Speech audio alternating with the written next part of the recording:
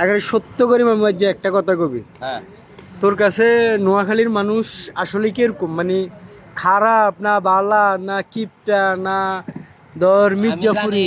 নোয়াখালীর মানুষ বালা। হ্যাঁ, এটি সব মিডিয়াম, অত কিপ্র না, অত বিলাসিতাও না।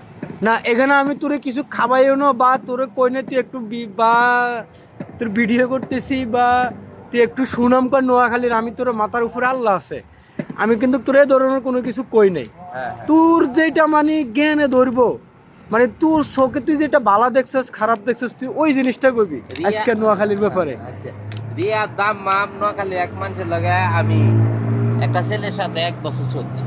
1 বছর? 1 বছর আচ্ছা। চলার পরে হ্যাঁ আমার সাথে খুব ভালোভাবে দিনকাল কাটাইছে, খুব হ্যাঁ, সুন্দরভাবে দিনকাল কাটাইছে। হ্যাঁ ফাঁকটা করছে, আমি ফাঁক করতেছি না।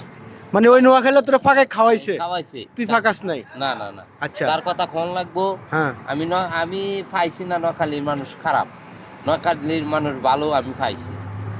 তারা ব্যাক মানুষের লগে তো আমার চলাফেরা নাই। নোয়াখালীর কে 1-2টা থানার লগে চলাফেরা আছে, তারা আমার লগে ভালো ব্যবহার করে, এটা আমি জানি।